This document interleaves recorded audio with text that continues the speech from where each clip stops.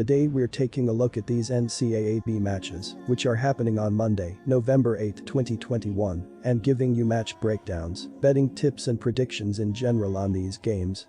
Welcome back to High Stakes, let's get straight into it. Also, don't forget to subscribe to get notified as soon as we release these sport prediction videos, and if you would like more betting tips and predictions, then check out our Patreon in the link down below. Our new Patreon is a way for us to help you improve your chances of making more money.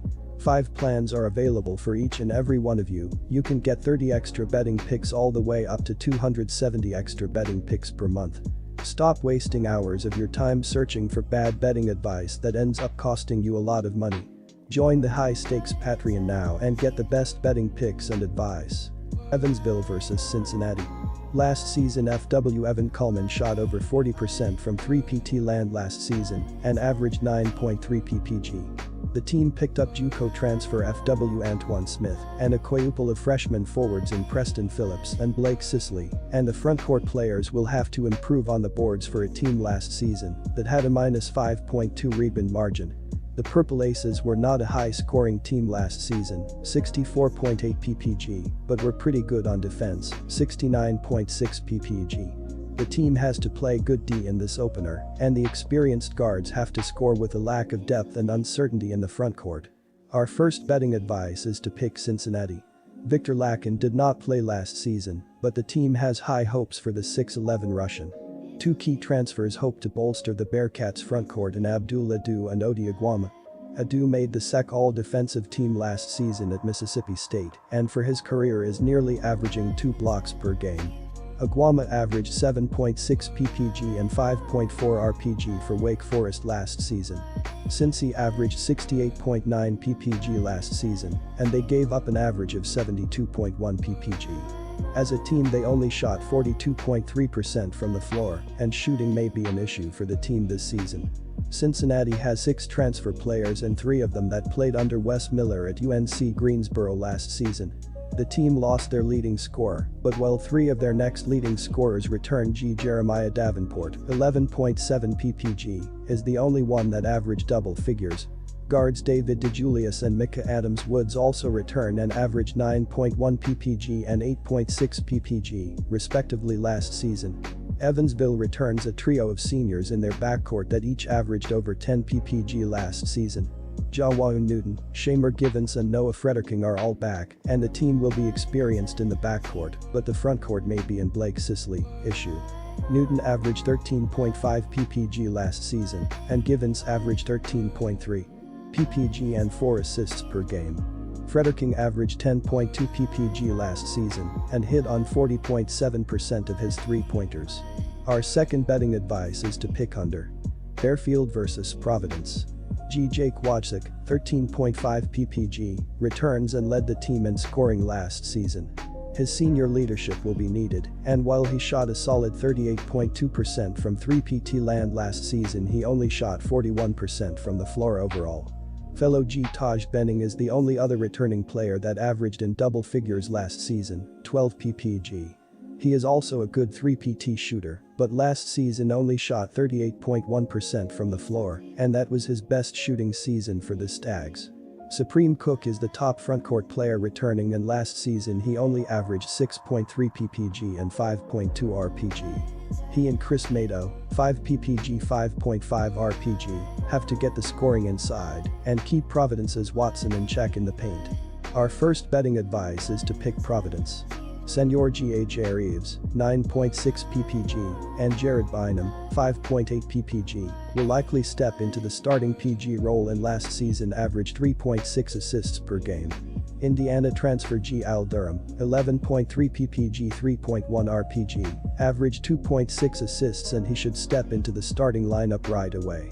The team also has transfer small forward Justin Minaya, who averaged 7 ppg and 6.3 rpg with South Carolina last season. The bench is a little thin for the team, but the starting 5 is a good one loaded with experience.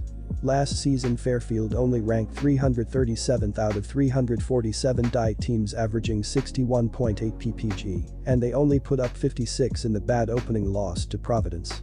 The Stags did play good defense, ranking 63rd in the nation in opponents' points allowed 66.7%, but in the loss to the Friars their defense was torched, and they will be torched in this season's opener if they do not play good. Our second betting advice is to pick over.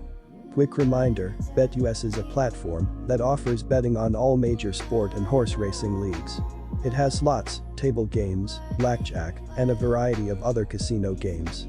All of the major US leagues are available for betting, including the NFL, NBA, NHL, MLB, and PGA. In addition, BetUS allows wagers on esports, Olympic events, soccer, cricket, boxing, cycling, and many more competitions. Join BetUS now using our link down below and get 125% cashback bonus on your first deposit on the sportsbook after you open an account and deposit using our link and use our promo code HIGHSTAKES. Northern Arizona vs Arizona. Isaiah Lewis returns and the top backcourt scorer, but only averaged 4.1 ppg last season. He and Jay Green, 3.2 ppg, have big shoes to fill with Shelton and Avdilovic combining to average nearly 30 ppg last season. The Lumberjacks will need contributions from the young players right away, and Maines, Lewis, and Green have to lead the team and increase their scoring in a big way. Our first betting advice: Arizona. Kirk Kriisa, 5.5 ppg, will likely man the PG duties, and the backcourt is unproven in young players. Eastern Washington transfer Kim Aiken Jr., 11.3 ppg 6.6 rpg, may shift into the starting lineup right away. The Wildcats ranked 57th in the nation last season, averaging 75.4 ppg, and they gave up an average of 68.6 ppg. The team may be better defensively this season with the addition of Aiken Jr., who is a solid 6'7" wing that can guard multiple positions. Wildcats lost leading scorer James Akinjo, 15.6 ppg, they return a couple of trees inside in 6'11" FW as well as Tubelis and 7'1" Christian Coloco. Tubelis averaged 12.2 and 7.1 rpg last season and shot nearly 50% from the floor.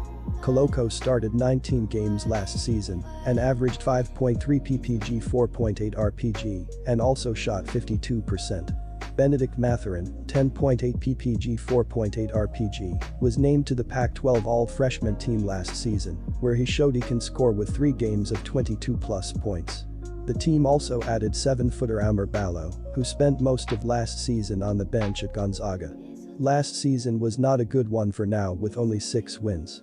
Not only were they one of the lower scoring teams in the nation, 63.2 ppg, they struggled on defense and ranked 269th in points allowed per game, 74.5 ppg. Not only is Shelton gone, but second leading scorer Luke Avdilovic transferred to Pacific. Junior FW Nick Maines, 8.8 ppg 3.6 rpg, is the leading returning scorer, and he showed last season he can step up with at least 18 points in 2 of his last 4 games. Our second betting advice is to pick over.